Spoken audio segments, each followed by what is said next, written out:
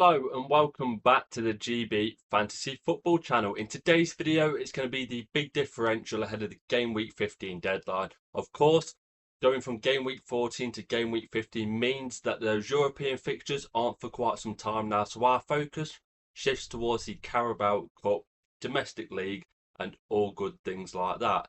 So without further ado, let's crack on with the content. With all Sun Dream Team videos on the channel, the target is 100 likes. So if you could go down below, smash the like button. It's greatly appreciated. Pushes the content out to all Dream Team players on the platform. Also, while you're down there, smash the subscribe button as well. We are on the road to 1,500 subscribers. It's completely free and it just helps out the channel. Now, first up for today, goalkeepers. With the quota that we've got in front of us today, it's a mixture of people who are playing in the Carabao Cup quarter final and also keeping our teams somewhat European based for when Game Week 20 does come around, because we don't want just non-European players in our team because it's going to be too hard to change them back when the time comes around. Now, the 5 goalkeepers on today's list is Sanchez of Chelsea, Donnarumma of Manchester City, Aaron Ramsdale of Newcastle, Leno of Fulham and Dubravka of Burnley. First up, Sanchez of Chelsea. Time of recording this is just before the Wednesday European fixtures. So last night, a very disappointing result for Chelsea away to Atalanta. 7.8% ownership, 3.8 million in price, so in that medium bracket. 15 save points, which goes to show he is getting worked a little bit in goal. 22 goals conceded, not ideal. 91 points, a very solid return, and nearly, well, just over 4.5 points average per game represents solid return. Donnarumma of Manchester City, a fairly safe route into that back line, but we do know that James Trafford could potentially play that League Cup fixture at home to Brentford, so that is definitely something to note for all potential Carabao Cup doublers this week. Do we go for the guaranteed minutes, insert another players and set our teams up long term, or do we plump for a potential double in this game week, in Game Week 15 or in Game Week 16 for Arsenal and Crystal Palace, of course, because their Carabao Cup game did get pushed back. So for Donnarumma, 3.8 million, only 9 save points, 15 goals conceded, which 4 of them were against Fulham, 73 points in total, and same as Sanchez, 4.6 average points per game. So nothing too much on that front. Ramsdale, 1.5% ownership, didn't get his clean sheet at home to Burnley like many of us would have thought he would have. 2.8 million in price, so he did go down from game week 13 to 14, down 0.2 in value. 5 save points, 7 goals conceded, 21 total points and 3.5 points average per game, but he will be good for your budget, of course. I think price to points on Ramsdale and the other two below him are quite good. Leno, 1.3%. Fulham this week, they do have a Carabao Cup double, pretty decent. They've got Burnley away and Newcastle away in Game Week 15. 3 million in value, 15 save points, 24 goals conceded. Of course, 5 of them were against Manchester City the other game week. 48 total points and 3.2 points average per game for Bernd Leno. Of course, he will be okay until game week 20, only 3 million, and Fulham normally are pretty sound defensively. Some decent fixtures coming up as well, as we mentioned, with regards to game week 15. And Martin Dubravka, you might be thinking, why on earth is he on this list? 1.9 million in price, no double until game week 17, I believe. But it's that 1.9 million bracket. Many of us would have gone for Royce at the start of the season, Dubravka and Perry of Leeds. And I think if you're looking for a goalkeeper who could potentially have the same amount of games as the European fixtures up until game week 19, of course, game week 20 is when they restart back up again. I think if you're trying to put money into your attack and midfield, if you're on a goal bonus and you're a bit short on cash, I think Dubravka offers a pretty decent route. 23 save points, so he's getting very worked in that Burnley defence. 30 goals conceded, not ideal at all, but with 50 points and just over 3 points average per game, it's not necessarily what you're getting from Dubravka, it's what you're getting from the other player. For 2 million, let's say you've got 8 million in budget, you could potentially go for someone like a Saka for a little bit extra and a Dubravka, or maybe a Sanchez and a 4.5 million midfielder or a Saka. Depends what way you want to go, but Dubravka, decent fixtures. Fulham at home, Bournemouth away, Everton at home, and Newcastle at home. So 3 home fixtures out of the next 4. It'll be just in there for budget though. So on this list, to me, the ones that stand out, Leno and Ramsdale. Next up, we've got the 5 defenders on today's list. We've got Dan Burn of Newcastle, Malo Gusto of Chelsea, Lewis Hall of Newcastle as well. So we've gone for a double Newcastle selection on today's defenders list. Tyrick Mitchell of Crystal Palace and Kenny Tetty of Fulham. Now, first up, we've got Dan Burn, of course, plays left centre half and left back, depending on who is available for Newcastle normally. 4.7% ownership, 4.2 million in price. Only 3 bonus points and not offering a lot on that front. 10 tackle points, a very respectable amount. He's ticked over the century mark this season for total points, despite losing the clean sheet the other day. So 104 points for Burn and 5.2 average points per game for a player under Eddie Howe that predominantly plays the majority of minutes. I think in that Newcastle defence, Lewis Hall, who we'll get to in a little while, would be the first choice left back. You'd probably have Botman, Malik Chow and Livramento as their back four. But currently, with Botman injured and Lewis Hall's minutes being managed, Dan Burn is getting lots of potential runouts on the pitch. Malo Gusto, 2% ownership, 3.8 million in price. 8 bonus points are pretty good. 15 tackle points, once again, very good. 92 total points and just shy of the 5 points average per game. Of course, Gusto's minutes do go hand in hand with Reece James's normally. James taking up more of a midfield role this season, occasionally playing at right back. But last night, Gusto came on against Atalanta in a more number 10 kind of role. I'm not sure what Maresca was thinking, and it did cost them the game. But for 3.8 million, I think if Reece James does get an injury, Malo Gusto will be in a lot of our teams. Chalobah started right back last night, was taken off at half time. So they do have options out there. Not quite as cheap as he was at the start of the season, but over a busy festive period where Reece James will not play those fixtures all the time, and I'd assume Gusto will get the Premier League game after Reece James has played quite a lot of minutes, and potentially that Carabao Cup game as well. Everton at home and Cardiff away for Chelsea in game week 15.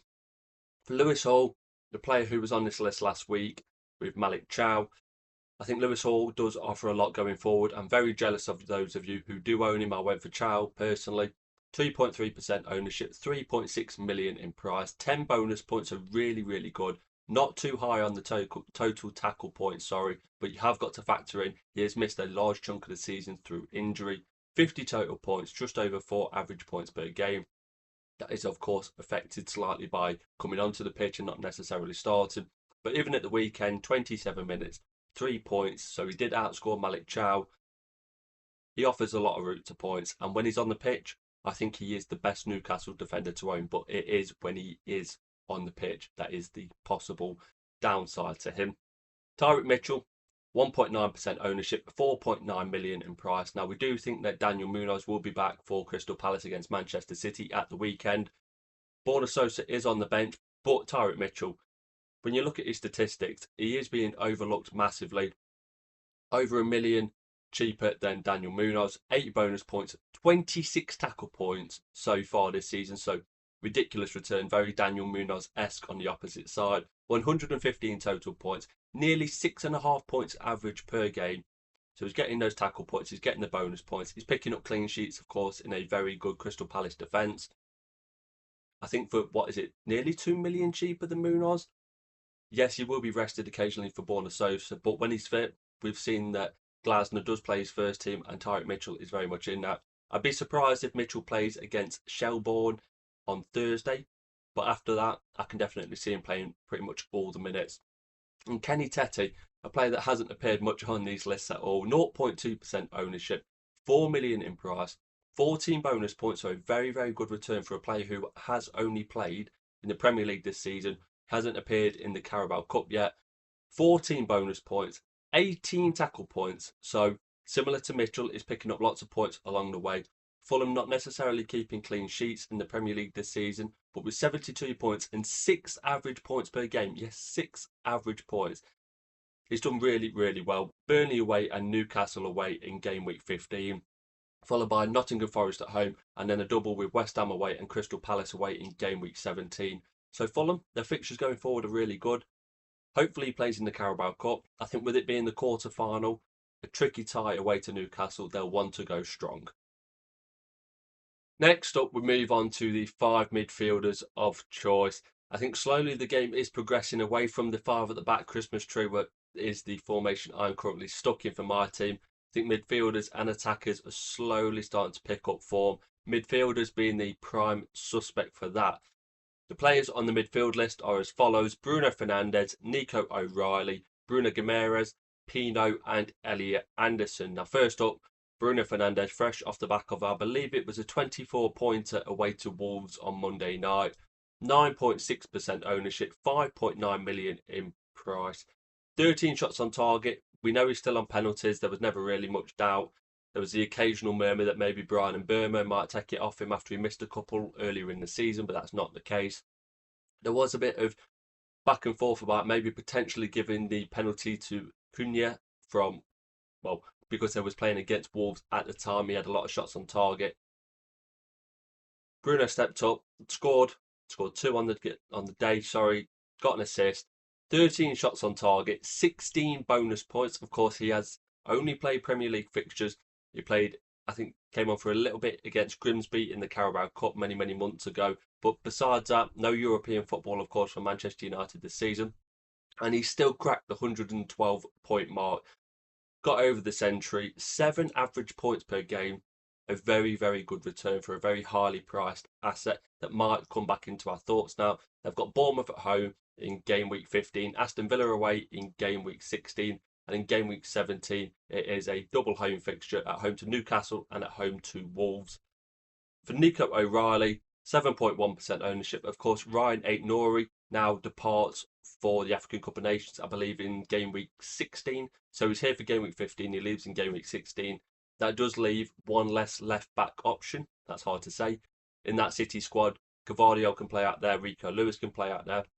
But Nico O'Reilly is firmly first choice in that City lineup.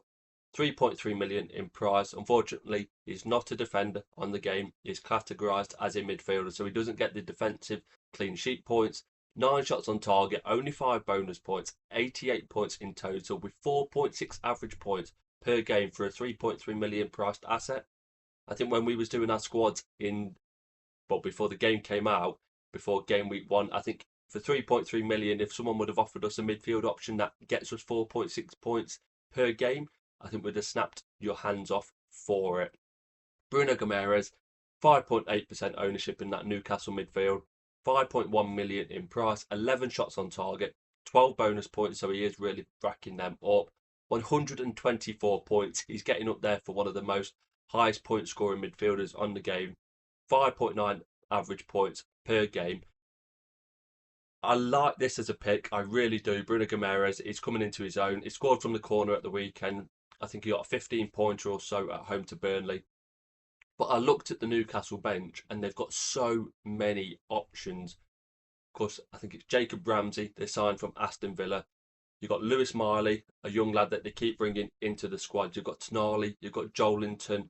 You've obviously got Bruno Guimaraes. And there's just so many options in there currently. And I'm actually missing one, and I know I am, and I can't quite remember who his name is, unfortunately.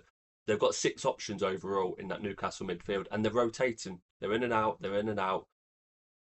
I think Bruno is probably the most nailed. He's getting the most points. He's already had his bench in the other week. He did play in the 3rd round of the Carabao Cup, but he didn't play in the 4th round at home to Tottenham. Now, we'd have looked at that fixture and gone, that's a difficult fixture. Newcastle would have gone more first team-based players, and that wasn't the case. So for Bruno, yes, he does have a double in game week 15, single in game week 16, then back-to-back doubles in 17 and 18. But if we're going over the next 2 weeks, if he doesn't appear in that Carabao Cup fixture, are the Newcastle fixtures away to Sunderland, which is a very tricky fixture, and at home to Chelsea, worthwhile bringing him in? I think he's going to get booked away to Sunderland at the weekend at the Stadium of Light. I think it's still called that anyway. The Sunderland ground. It's going to be a feisty affair. And I can see Granit Xhaka and Bruno Guimaraes very much getting in each other's faces. So for Bruno, very good option. Pino at Crystal Palace. Ismaila Sarr injured and will depart for AFCON. Kamada has played in the number 10 roles a few times. And Eddie Nketiah, who we'll get to in a little bit, spoiler alert, did play in the number 10 role on the opposite side to Pino as well. For Crystal Palace, 3.6 million, 9 shots on target, 4 bonus points, 83 total points and 4.4 average points per game. Of course, with the Crystal Palace fixtures, you've got doubles every single game week pretty much. Man City and Kupos in the Conference League, I believe it is. Leeds away and Arsenal away in game week 16. And into game week 17 for Crystal Palace, you've got Tottenham at home and Fulham at home. I'd be astounded if any Crystal Palace player, bar maybe Mark Gay, maybe Lacroix, play all 6 of those fixtures. I don't even expect Dean Henderson to play in the Carabao Cup. Of course, Munoz is carrying his injury as well. So for Pino, he will get a rest over the next 3 to 4 game weeks, but he offers a decent route into that Palace attack. And Elliot Anderson, because Nottingham Forest don't double in game week 15 or 16, but as a standout option, he's really coming up the ranks, I'd say. Started off the season well, 5.2% ownership, 4.3 million in price, 6 shots on target, but this is the area where he really thrives. 34 bonus points. Yes, that isn't an incorrect number.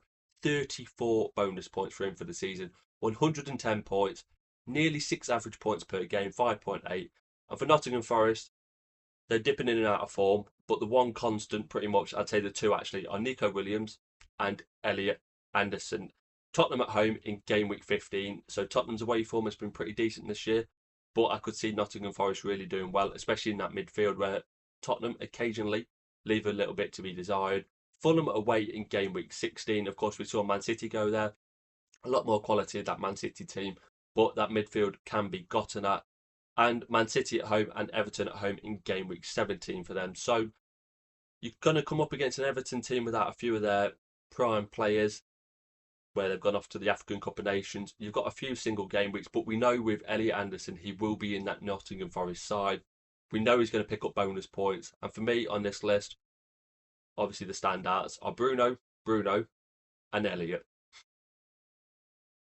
And finally, onto the attackers for this final segment of the Game Week 15 Big Differential video. 5 more selections, a few more rogue shouts as well. First up, Victor Gyökeres of Arsenal, 9.2% ownership. Came off the bench against Aston Villa at the weekend. I'd fully expect him to start against Club Brugge and potentially start against Wolves at home as well at the weekend. We know that Declan Rice as well as Saliba have stayed at home for Arsenal, and Leandro Trossard, they haven't travelled to Bruges. So will they be back for the weekend? Who knows? And Arteta really won't give us anything in his press conference. 13 shots on target, 7 goal involvements, 81 total points, which is a lot more than I actually expected looking at his figures, and just shy of 5 average points per game. Some decent fixtures coming up for Arsenal. Wolves at home in game week 15. Everton away and Crystal Palace home in game week 16. And moving on to game week 17, it is Brighton at home and Aston Villa at home. So quite a few home fixtures and a decent away fixture in Bruges. But that will be out of the way, of course. It's more to see if he's back in the team fitness-wise. Next up, Raul Jimenez of Fulham, 0.5% ownership, 3.4 million in price. 10 shots on target, 6 goal involvements, 68 total points and 4 average points per game. Of course, Jimenez is the only option currently up front for Fulham. Muniz injured until at least January, so he is going to get the minutes. We know he's on penalties for Fulham as well. Their fixtures, as we spoke about with regards to Bernd Leno, pretty decent going forward. They have the double in game week 15. Burnley away, Newcastle away, followed by a home fixture against Nottingham Forest in game week 16, and then West Ham away and Crystal Palace away in game week 17. So plenty of points potentials for him. I do expect him to play in that Carabao Cup game as well, which is very important. Eddie Nketiah for Crystal Palace got the goal at the weekend. My 50-50 with Nketiah and Mateta went bad, but Nketiah, 0.2% ownership, 2.2 million in price. I think if Mateta picks up an injury, Nketiah could well be a game-breaking asset on Dream Team. 6 shots on target, 3 goal involvements, 39 total points for the season and only 3 average points. Lots of substitute appearances coming on with 15 minutes to go, picking up only 1 point. Hence why his price is so low. But with him playing potentially in that number 10 role, he got brought off early, so he's very much in Glasner's thoughts for future fixtures. I know from his Arsenal days, Nketiah is going to be in and around the goal, he's going to get those tap-ins, and he will come up with goal returns and assist returns along the way as well. Igor Jesus, 2.8% ownership for Nottingham Forest, 2.6 million in price, as we spoke about with regards to Elliot Anderson in the midfield section. Lots of good fixtures. It looks like Chris Wood's injury might be slightly worse than first feared for Forest. So Igor Jesus, 2.6 million. Obviously, as we go into the Game Week 20 European doubles and onwards, it does look like he will be the burden of many of the minutes in that Forest attack. 13 shots on target, 7 goal involvements, 82 total points, 4.3 average points per game. So really good for Igor Jesus. And finally on the attackers list is Cunha of Manchester United. 2.7% ownership, was a very good asset in Dream Team last season for Wolverhampton Wanderers. 4.3 million in price. I'd assume Cunha will play in that Manchester United attack even more so now than he was already. With Brian and Burmo going off to AFCON after game week 15 has finished, I'd expect Cunha to lead the line pretty much most of the time, if not playing that number 10 role when Sesko comes back from his own injury.